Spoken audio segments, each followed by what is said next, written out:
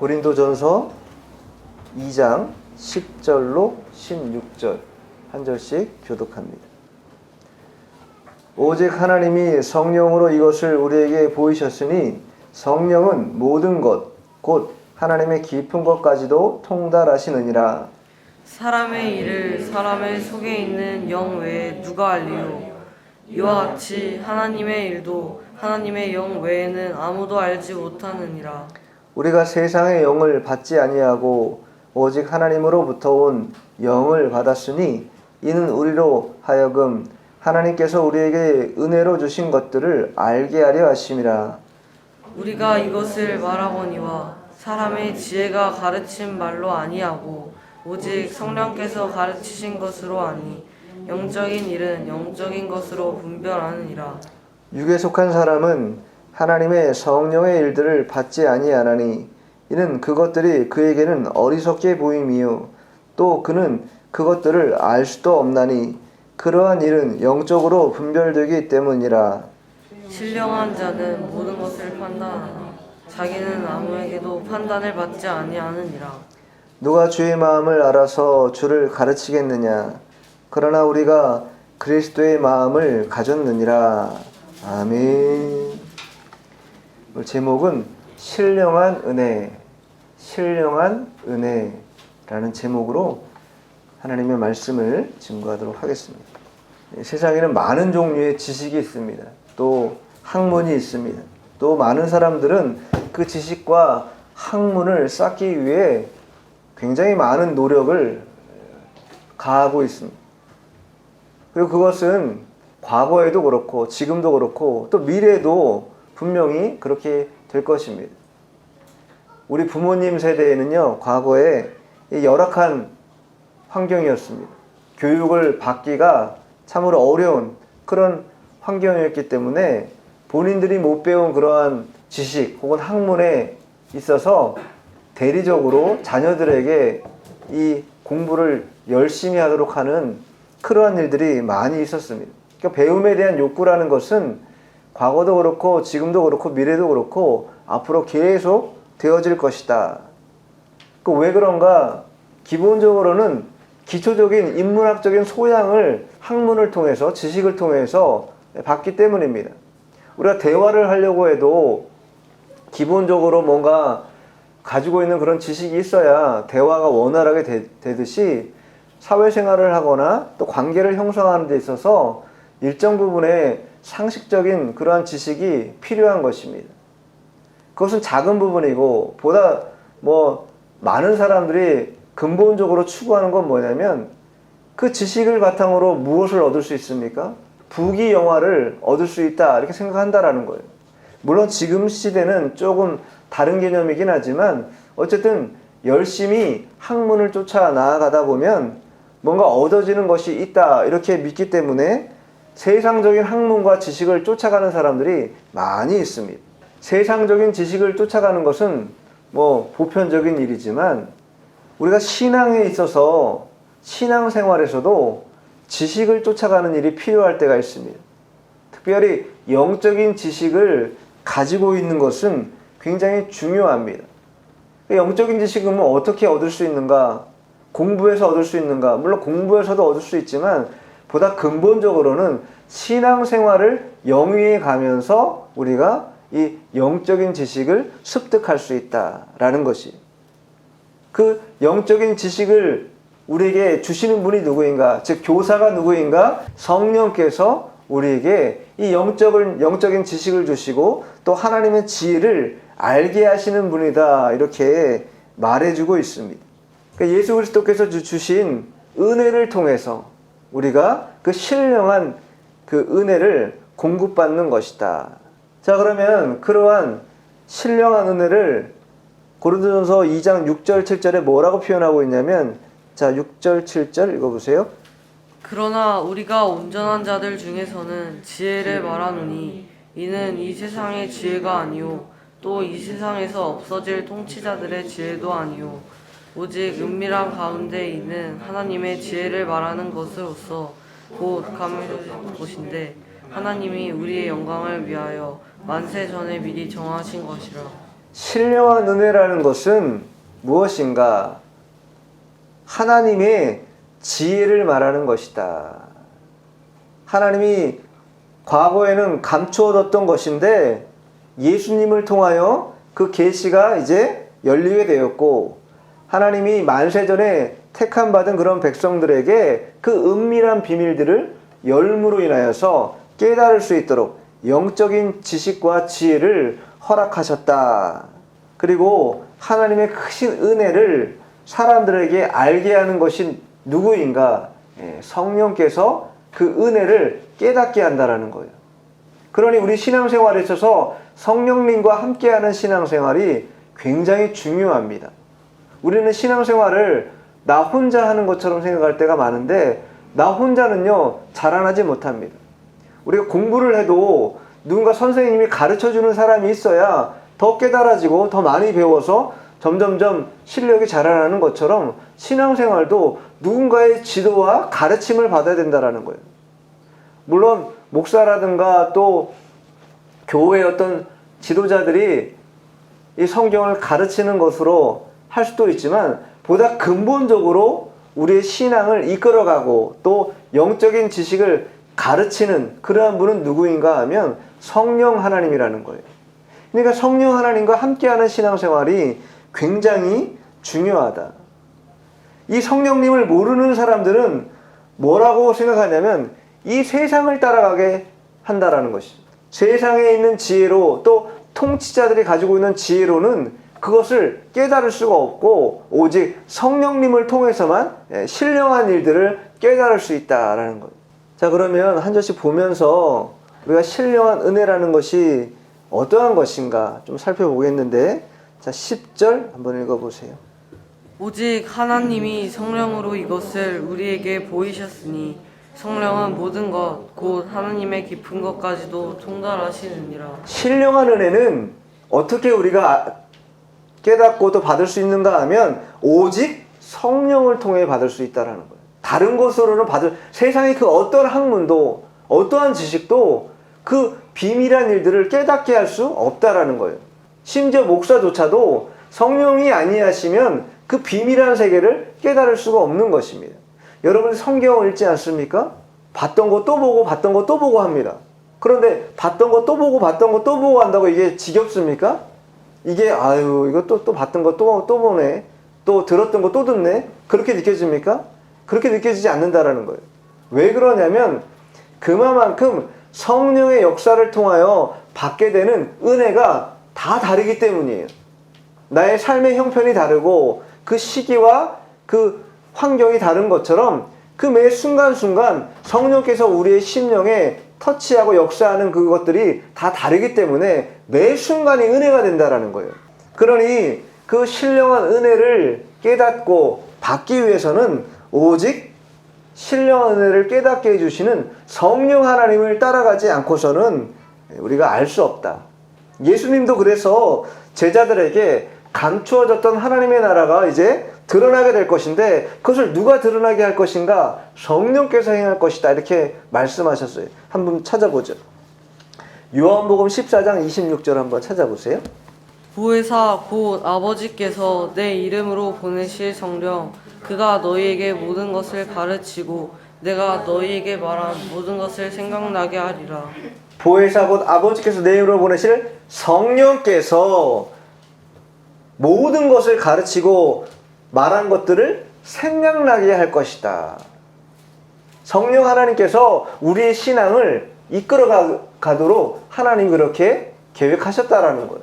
그리고 특별히 하나님의 깊은 세계까지 들어갈 수 있는 것은 피조물인 인간의 영역이 아닙니다. 인간 스스로가 이해하고 깨달을 수 없는 영역이라는 거예요.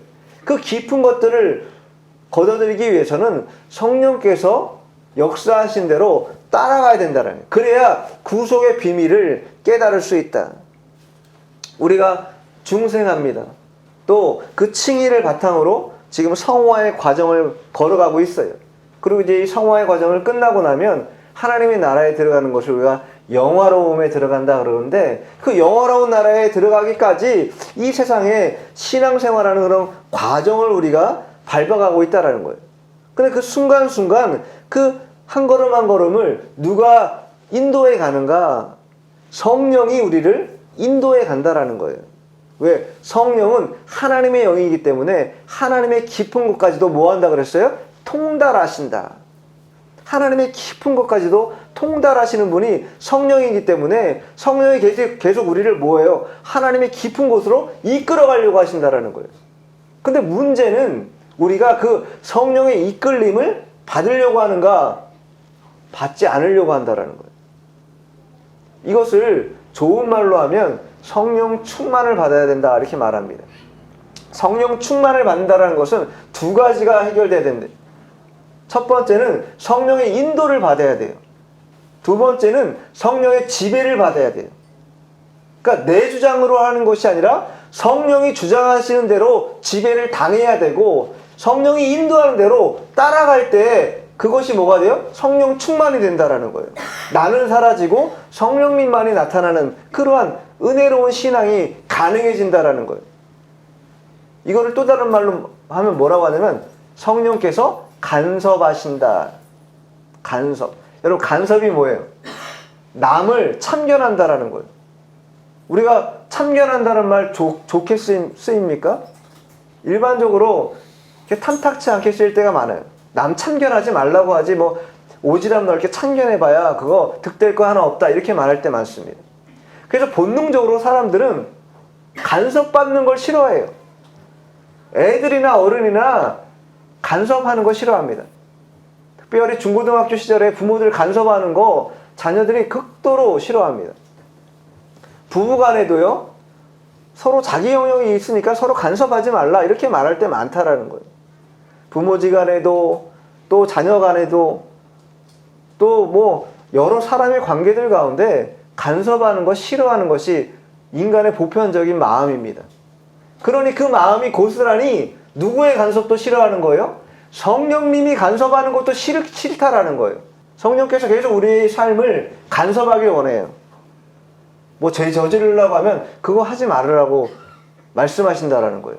또 뭔가 어긋난 일 하려고 하면 그거 너의 심령에 좋은 영향이 없다. 하지 않으면 좋겠다. 이렇게 말씀하실 때가 많다라는 거예요. 근데 그 간섭을 사람들은 싫어한다. 그 성령 충만을 받는 것, 즉 간섭을 받는 게 왜 중요하냐면 자 로마서 한번 찾아보세요. 로마서 8장 5절. 왜 우리가 성령님의 간섭을 받아야 되는가? 육신을 따르는 자는 육신의 일을, 영을 따르는 자는 영의 일을 생각하나니. 육신을 따르는 자는 육신의 일을, 영을 따르는 자는 영의 일을 생각한다. 즉 성령 충만, 성령님의 간섭을 받을 때에만 영의 일을 생각할 수 있다. 간섭받지 않으려고 하면 영의 생각을 하는 게 아니라 육신의 생각을 하게 되어 있는 게 우리의 사고 체계라는 거예요. 성령 충만하지 않다는 것은 곧 그러니까 육신적인 생각으로 가득 채워져 있다. 성령의 간섭을 받아야 그 로마서 8장 6절에 나오면 뭐라고 써요? 성령의 간섭을 받을 때 생명과 평안이 있다. 영을 따라갈 때 생명과 평안이 있다라는 거예요. 육신대로 따라가면 생명과 평안이 없는 것이 영을 따라가야, 즉 성령님의 간섭을 받아야 우리의 생명도 보존되는 것이요 마음의 평정심도 무너지지 않고 평안한 가운데 살아갈 수 있는 것이다. 인간은 다 누구나 환경의 지배를 받습니다. 환경이 막 출렁출렁하면 내 마음도 출렁출렁 요동칠 때가 많이 있다라는 거예요. 그러나 언제 요동치지 않을 수 있는가? 성령님이 우리를 꽉 붙잡아 주실 때 완전히 지배하면 요동치지 않습니다. 아무리 험한 파도가 일어나도 마치 베드로가 예수님을 바라보고 바다 위를 걸었던 것처럼 성령께서 우리를 잡아주시면 요동치지 않고 온전하게 평안한 가운데 생명 가운데 살아갈 수 있게 된다라는 거예요. 그러니 성령의 간섭을 받는 게 얼마나 중요합니까? 사람 간섭 받는 거 싫어할 수는 있습니다. 그러나 성령의 간섭을 싫어하는 것은 생명에서 떠나는 것이요 또 평안함을 잃어버리는 것이다. 분명히 우리가 알고 있어야 합니다. 그러니까 왜 간섭받지 않으려고 그래요? 근본적으로 사람은요 고집이 세다라는 거예요. 로마서 2장 5절도 한번 읽어보세요. 다만 내 고집과 회개하지 아니한 마음을 따라 진노의 날 곧 하나님의 의로우신 심판이 나타나는 그날에 이 말 진노를 내게 쌓는도다. 다만 내 고집과 회개하지 아니하는 마음. 성령의 간섭을 받지 않으면 어떻게 되냐면 고집스러워진다. 또 회개하지 않는 마음을 계속 갖게 된다는 거예요. 근데 문제는 뭐냐면 그러한 마음이 지속되면 진노의 날, 즉 하나님의 날에 하나님의 의로운 심판이 나타날 것인데 그때 이 말 진노를 면치 못하게 된다는 거예요. 계속 쌓아가게 된다는 거예요. 나 성령님 간섭받는 거 싫습니다. 내 의지대로 생활할 겁니다. 이러한 방식으로 계속 살아가면 성도임에도 불구하고 하나님의 백성이라고 말하면서도 성령님의 간섭은 싫어하고 내 뜻대로 계속 살아가려고 한다는 것은 무엇을 쌓는 거예요? 하나님의 진노를 쌓는 것과 똑같은 것이. 계속 쌓아가다 보면 하나님의 진노의 날에 그 진노를 면하기 어렵게 된다. 그래서 성령님의 간섭을 여러분 귀찮아하지 마시고 즐거워하시기 바랍니다. 기뻐하시기 바래요. 그것은 뭐예요? 내가 하나님의 자녀구나, 이것을 증거하는 거예요. 만약에 하나님의 자녀가 아니라면 성령께서 간섭하시겠어요?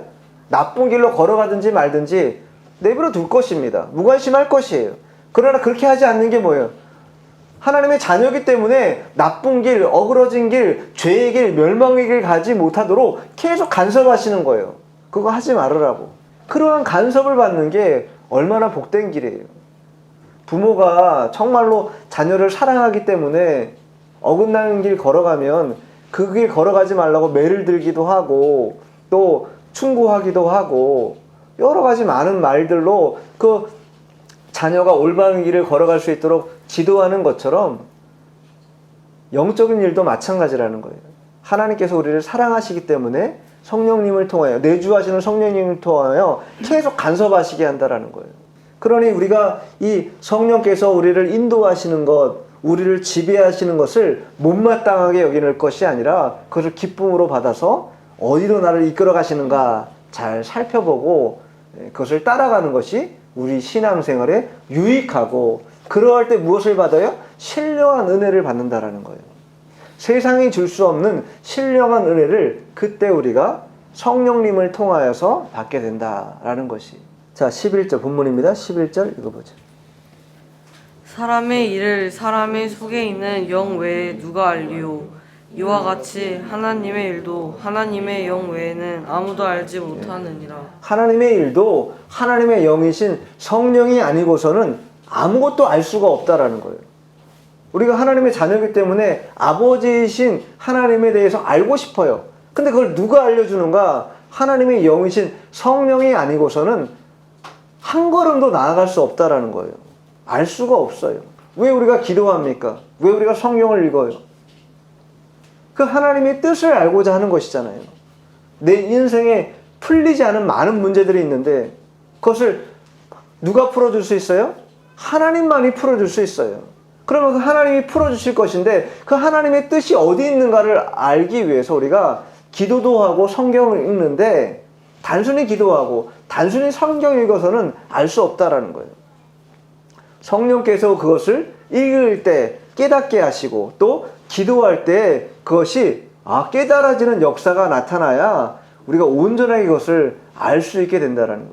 그러니 하나님의 일을 또 우리의 인생의 일들을 깨닫기 위해서는 성령의 인도를 받아야 하고 우리 영도 어떻게 돼요? 민감하게 반응해야 된다는 거예요. 우리가 살다 보니까 육신적으로 살 때가 많습니다.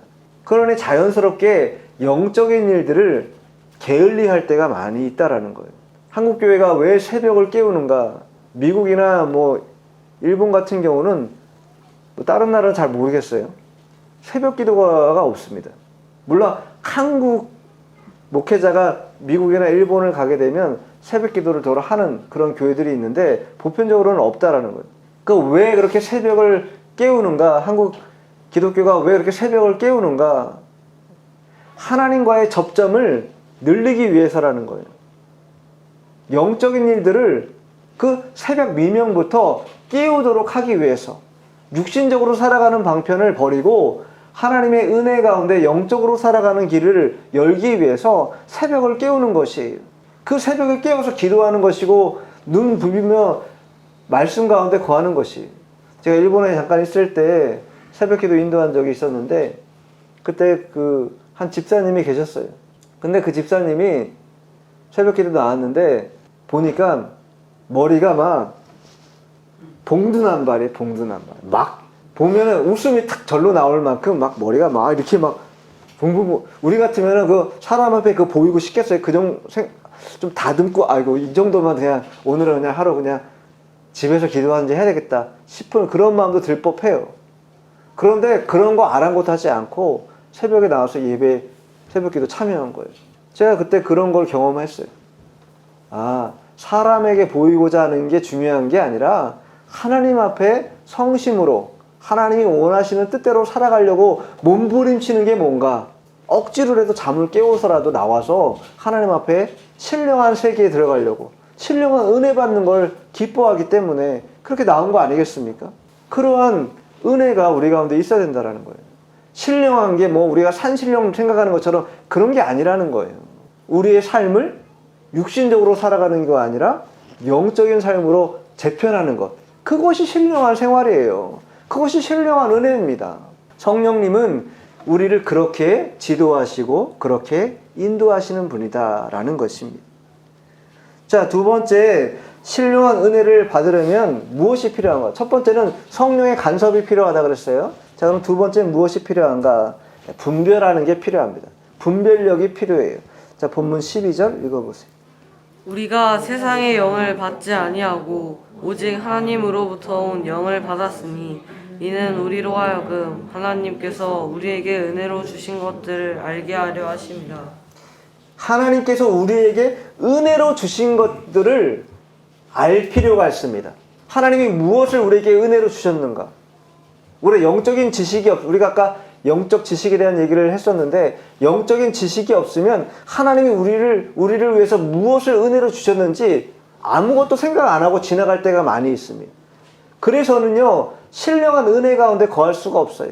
근데 문제는 뭐냐면 우리가 세상의 영을 받지 않고 하나님의 영을 받았음에도 불구하고 우리의 생활이 세상에서 이루어지기 때문에 세상의 영을 따라갈 때가 많이 있다는 거예요. 여러분, 영이라는 건요, 종류가 상당히 많이 있습니다. 자, 요한일서 한번 찾아볼게요. 요한일서 4장 1절 한번 읽어보세요. 사랑하는 자들아, 영을 다 믿지 말고 오직 영들이 하나님께 속하였나 분별하라. 많은 거짓 선지자가 세상에 나왔음이라. 사랑하는 자들아, 영을 어떻게 하라고요? 다 믿지 말라. 영을 다 믿어서 안 된다는 거예요. 아무 영이나 믿고 아무 영이나 따라가면 안 된다는 거예요. 그걸 뭐 해야 된다고 써있어요? 그 영이 하나님께 속했는가 속하지 않았는가 분별할 필요가 있다는 거예요. 이게 분별이 안 되면 세상에 있는 영을 따라갈 때가 많다는 거예요. 그래서 이단들이 생겨나는 거예요. 그래서 잘못된 길을 걸어가는 것입니다. 하나님의 영을 받은 자들, 중생한 자들은 이 세상의 영의 지배를 받지 않고 하나님의 성령의 지배를 받게 됩니다. 그렇기 때문에 그 하나님의 성령의 지배를 받는 자들은 하나님이 우리에게 어떠한 은혜를 주시는가를 계속 생각할 뿐만 아니라 심령 속에 가지고 있어야 된다는 거예요. 어떤 것을 주시는가? 여러분, 하나님으로부터 어떠한 은혜를 받으셨습니까? 가장 큰 은혜가 무엇입니까? 구원의 은혜죠. 예수님께서 십자가에 못 박혀 죽으셨다. 이 단순한 문장이 내 심령에 은혜가 되어야 된다는 거예요. 은혜가 되어야 돼요. 우리를 구원하기 위해서 그 십자가에 못 박혀 죽으셨기 때문에. 예수님의 십자가의 죽으심과 부활하심이 은혜가 안 되면은 뭔가가 우리의 심령이 지금 메말라 있는 상황이다. 이렇게 우리가 인식할 필요가 있습니다. 강변도로를 달리고 일할 때인가 아마 달리고 있었을 때였어요. 찬양을 들으면서 달릴 때였는데 갑자기 찬양을 듣는데 이 예수님의 십자가에 대한 그러한 일들에 대하여 묵상하게 됐어요. 운전하면서. 근데 그게 굉장히 나에게 큰 큰 감동이 되면서 막 눈물이 막 쏟아지기 시작하더라고요. 그것이 내 자의적으로 내가 오늘 운전하면서 어디 가면서 내가 오늘 눈물을 흘려야 되겠다. 혹은 그런 일을 해야 되겠다. 그래서 그 일이 이루어졌나요? 그런 게 아니라는 것이 주님을 바라보려고 하는 마음, 찬양을 들으면서 주님을 생각하는 거예요. 묵상하는 거예요. 그러다 보는데 그 가운데 주님이 십자가에 달린 것이 그 고통이 얼마나 극심했겠어요. 그 극심한 고통을 죄 없는 분이 왜 당하실 수밖에 없었는가? 나 같은 사람 구원하려고. 나 같은 사람. 나는 죄인 중에 괴수. 아무리 봐도 쓸모가 없는 것 같아. 세상적으로. 허구한 날 죄만 짓고 아무것도 하는 게 없어. 하나님 앞에. 그런데도 불구하고 나 같은 영혼을 구원하시기 위해서 예수님이 십자가에 못 박혀 죽으셨다. 그 마음이 막 들어오니까 은혜가 임하기 시작하더라고. 하나님이 우리에게 주시는 은혜가 무엇인가? 구원의 은혜를 주신다. 구원의 은혜. 에베소서 2장 8절에 보면 너희는 그 은혜에 의하여 믿음으로 말미암아 구원을 받았으니 이것은 너에게 난 것이 아니요 하나님의 선물이라. 우리가 구원받은 것이 우리의 공력이나 우리의 힘으로 노력으로 된 것이 아니라 하나님의 전적인 선물로 은혜로 주어진 것이다. 이것에 감사 감격이 나와야 된다라는 거예요. 하나님이 크게 거부가 되게 해주셨기 때문에 감사하고 감격하고, 우리 자녀들이 좋은 대학교 들어갔기 때문에 감사 감격하고, 그런 것이 아니라 나를 구원하신 그 하나님으로 인하여서 내 마음에 기쁨이 샘솟고 감사가 넘치는 그런 신령한 은혜가 우리 가운데 있어야 된다는 거예요. 그러려면 분별해야 된다는 거예요. 세상의 의식과 세상의 영을 따라가는 게 아니라 성령을 따라감으로 인하여서, 의식함으로 인하여서 우리가 그 구원의 감격을 누리게 된다라는 것입니다. 자, 13절 한번 읽어보죠. 우리가 이것을 말하거니와 사람의 지혜가 가르친 말로 아니하고 오직 성령께서 가르치신 것으로 아니 영적인 일은 영적인 것으로 분별하느니라. 그런 신령한 은혜라는 것은 사람의 말이나 사람의 지혜로 알 수 있는 게 아니라는 거예요. 오직 성령께서 가르치신 것으로 알 수 있는데, 근데 성령께서 가르친 것으로 하니 영적인 일은 영적인 것으로 분별한다. 영적인 일을 해석하는 것도 내 방식으로 해석하면 안 된다는 거예요. 누가 해석하게 해야 된다는 거예요? 성령께서 해석하도록, 성령이 조명하셔서 밝혀주실 때까지 기다려야 된다는 거예요. 함부로 판단해서 안 된다는 거예요. 함부로 내 방식대로 그거를 취하면 안 된다는 거예요. 이것이 세상으로부터 온 영인가 하나님으로부터 온 영인가를 분별할 필요가 있다. 그런 분별력이 있어야 주님을 온전하게 따를 수 있는 것입니다. 반면 14절 읽어보죠. 육에 속한 사람은 하나님의 성령의 일들을 받지 아니하나니 이는 그것들이 그에게는 어리석게 보임이요 또 그는 그것들을 알 수도 없나니 그러한 일은 영적으로 분별되기 때문이라. 영적으로 분별된다. 그러한 일들은, 여기 그러한 일들은 어떠한 일인가? 육에 속한 사람이 있다라는 거예요. 육에 속한 사람이라는 것은 중생하지 못한 자, 거듭나지 못한 자, 아직 예수님을 만나지 못한 일반 자연인들을 말하는데, 그 자연인들, 육에 속한 사람들은 하나님의 성령을 따라 살아가는 생활 방식을 선택하는 이런 성도들의 삶에 대해서 뭐 한다고요? 어리석게 보인다라는 거예요. 그러니까 예수 믿는 사람들을 어리석게 생각해. 저거 생각이 없어가지고 또 목사한테 속아가지고 교회 예배당 가서 큰 거금을 헌금하고 저 목사들 좋은 짓 시키는 건데 저거 모르고 저렇게 어리석게 저거 교회 뻔질나게 다닌다. 누가 그래요? 세상 사람들이 그렇게 말한다라는 거예요. 왜 그렇게 말해요? 모르기 때문에 그렇다면 모르기 때문에.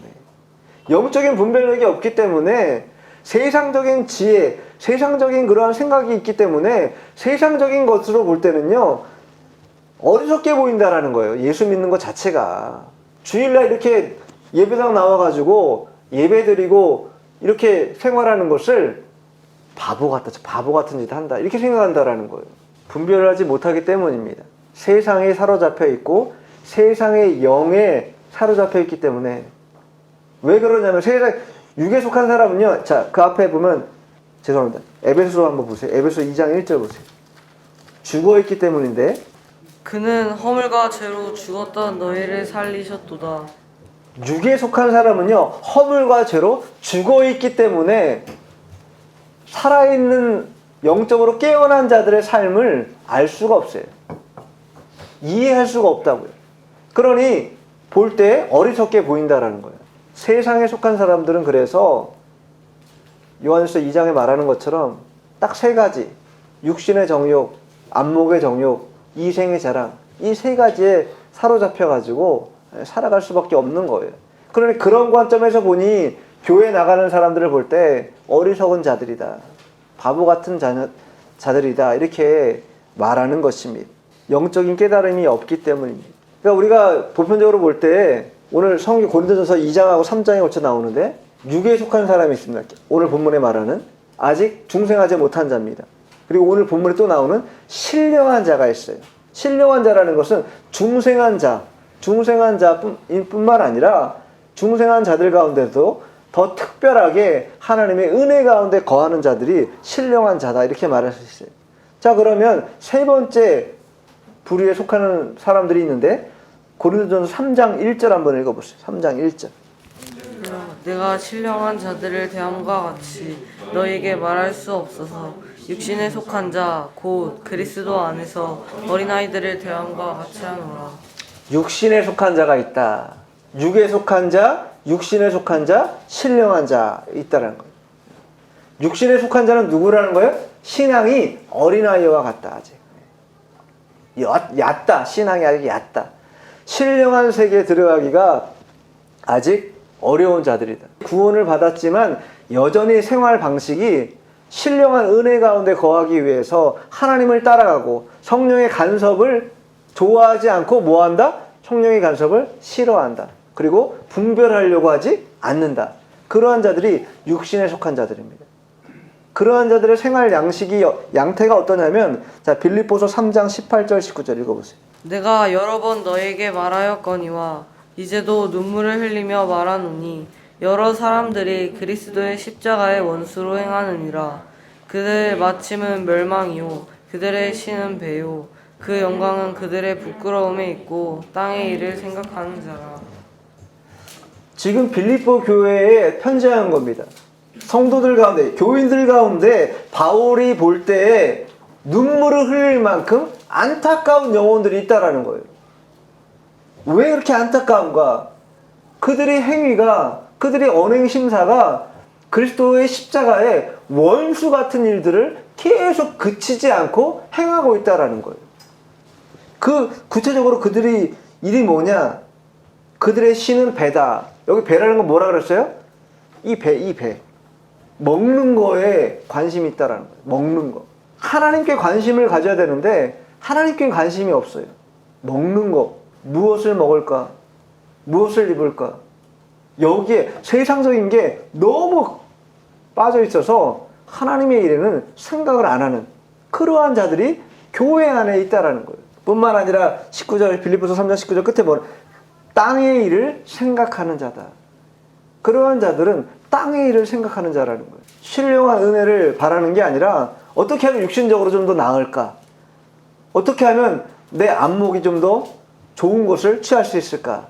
어떻게 하면 세상적으로 좀 높아지고 사람들에게 주목을 받고 인기를 유지할 수 있을까? 이러한 것에 관심이 많다라는 거예요. 그러한 관심을 끊지 않고 성령은 계속해서 간섭해서 그걸 끊으라고 하시는데 간섭을 싫어하면서 계속 그걸 유지하는 것은 뭐라는 거예요? 육신에 속한 자라는 거예요. 아직 신령한 세계, 신령한 자가 되어야 될 텐데 신령한 자가 되지 못하고 여전히 육신에 머물면서 속된 말로 하면 이렇게 양다리 걸치는 거예요. 한 다리는 하나님 앞에 구원은 받아야 되겠고 천국은 가야 되겠으니까 한 다리 걸쳐놓고 딱 세상을 보니까 세상도 괜찮아, 재미있는 것 같아, 살만한 곳인 것 같아 라고 생각하면서 세상에도 한 다리를 딱 걸쳐놓고 있다라는 거예요. 양다리. 옳지 못한 거잖아요. 신앙도 양다리로 하면 안 됩니다. 발을 옮겨서 다리를 모아야 될 때가 있다라는 거예요. 성령께서 계속 그것을 우리에게 요구하신다는 것입니다. 자, 본문 돌아와서 15, 16절 읽어보죠. 신령한 자는 모든 것을 판단하나 자기는 아무에게도 판단을 받지 아니하느니라. 누가 주의 마음을 알아서 주를 가르치겠느냐. 그러나 우리가 그리스도의 마음을 가졌느니라. 신령한 자는 모든 것을 판단한다. 이 말이, 이 신령한 자들은 이 사람 저 사람의 행위나 이 말들을 다 판단할 수 있다, 이런 얘기가 아닙니다. 판단이라는 거는 뭐예요? 어떤 조항이 있어서 그 조항을 근거로 판단해서 가부를 정하는 것, 그것을 우리가 판단한다 말합니다. 그러니까 근본적으로는 율법적이라 이렇게 볼 수 있다라는 것이. 그러나 신령한 자라는 것은 그렇게 판단하는 자들이 아니라 그 판단을 뭐하는 자들이다? 뛰어넘는 자들이다. 허물이 있을 때 그 허물을 탓하거나 책하는 자가 아니라 허물을 뭐하는 자다? 덮어주는 자다. 성경 한번 찾아보죠. 베드로전서 4장 8절. 뜨겁게 서로를 사랑할지니 사랑은 허다한 죄를 덮느니라. 사랑은 허다한 죄를 덮는다. 사람을 판단하는 자는 아직 육신에 속한 자라는 것이. 그러나 신령한 자라는 것은 사람이 무엇을 잘못하는가 이렇게 막 노려보고 저 잘못한 거 저 고쳐야 되는데 이렇게 판단하는 자가 아니라 그 아직까지 하지 못하는 것들, 그 허물에 대하여 덮어준다라는 거예요. 그리고 앞으로 잘할 수 있도록 격려해 주는 자, 그러한 자가 신령한 자라는 것이. 교회 안에도 성도들 간에도 서로 판단하고 왜 저럴까 눈 흘기면서 정죄하고 판단할 때가 많이 있습니다. 그러나 그것은 참된 신령한 세계에 들어간 자의 그러한 모습은 아니라는 거예요. 사람이 다 부족하죠. 어떻게 완벽할 수 있겠어요? 그러니 그 부족한 것을 사랑으로 덮어주고 또 용납해주고 함께하는 그러한 것이 신령한 공동체가 할 수 있는 그런 큰 유익인데, 사람을 판단하려고 하는 그러한 마음 가져서 안 된다라는 것이. 바울이 말하고 있는 것처럼 신령한 자라는 것은 그러한 모든 판단을 뛰어넘는 자다. 또한 아무에게도 그러한 판단을 받지 않는 자다. 이렇게 말하고 있습니다. 그러니까 신령한 자라는 건 그만큼 신앙이 성숙한 자를 말하는 거예요. 근데 성숙한 신앙을 보면 특징이 있는데 한 가지는 빠짐없이 가지고 있어요. 성숙한 신앙인들이. 뭐 여러 가지 다 공통되는 부분이 여러 가지 있는데 그 중에 한 가지가 뭐냐면 겸손한다라. 겸손한 신앙이 교만하지 않아요. 자기를 뽐내거나 드러내지 않아요. 자신의 권위를 막 내세우거나 뭐 사람들에 대해서 함부로 하지 않는다라는 거예요. 언제나 겸손한 그러한 신앙이 신령한 자, 또 신령한 신앙이다, 이렇게 말할 수 있습니다. 고린도전서 10장 12절에 보면 그런즉 선줄로 생각할 때 넘어질까 조심해라, 이렇게 말합니다. 우리가 선줄로 생각할 수가 있습니다. 그러나 신앙생활에 서 있다라는 것은요, 언제나 쓰러질 수도 있다라는 그런 가정이 전제되는 것, 그리고 그 쓰러지지 않기 위해서 부단히 겸손하게 주님만 바라보는 것, 이것이 동반돼야 우리가 쓰러지지 않고 나아갈 수 있는 것입니다. 자전거 타는 것도 마찬가지잖아요. 페달을 밟지 않으면요 쓰러지게 되어 있습니다. 자전거는 계속해서 뭐 해야 돼요? 페달을 밟고 나아가야 자전거가 쓰러지지 않고 계속 달려갈 수 있는 것처럼 우리의 신앙생활도 계속 서 있을 수 있기 위해서는 날마다 서 있기 위하여 발버둥 치고 애를 쓰며 이 육신의 모습을 털어버리고 성령을 쫓아서 성령의 간섭을 따라서 주님을 의지하고 나아갈 때, 그러할 때 신령한 은혜 가운데 우리가 거할 수 있게 된다라는 것입니다. 중생한 성도는요, 이제 성령의 인도를 따라가는 자들입니다. 성령의 인도와 지배를 받아야 돼요. 즉 간섭받는 것을 싫어해서 안 된다라는 거예요. 성령이 내주하시면요, 작은 것 하나라도 말씀하세요. 무엇을 행하려 할 때, 어떤 일들을 결정하고 결단하려고 할 때 함부로 하지 않도록 성령께서 간섭하신다라는 거예요. 그 간섭을 잘 따라가야 된다. 이것이 신령한 은혜를 받는 첫 번째 길이고, 두 번째는 분별해야 된다. 세상에는 많은 영이 있습니다. 세상에 있는 영들은 누가 주도합니까? 마귀가 주도합니다. 마귀가 역사예요. 마귀는 뭐라 했어요? 죽이고 멸망시키는 자예요. 거짓말을 하게 하는 자입니다. 그 영 따라가면 다 죽는 것이에요. 그러니 우리는 뭐 해야 된다? 신령한 은혜를 받으려면 분별해야 된다. 세상 영 따라가면 안 된다. 그리고 세 번째는 우리가 신령한 자가 돼야 된다. 육신에 속한 자, 또 육에 속한 자 돼서는 안 된다. 신령한 자가 되어서 사람들을 판단하는 것이 아니라 사랑으로 그들을 덮어주고 용납해주고 그들과 함께하는 것. 또 육신의 정욕, 안목의 정욕, 이생의 재랑을 따라가는 것이 아니라 땅의 것을 바라보는 것이 아니라 우의 것을 바라보는 그러한 믿음을 가진 자가 신령한 자다. 또 신령한 은혜를 받은 자다. 이렇게 말하고 있습니다. 여러 가지 어렵고 많은 일들이 있겠으나 그러나 그 매 순간순간 성령의 간섭을 포기하지 않고 간섭받는 그런 한 주간이 되어야 될 것입니다. 기도하겠습니다.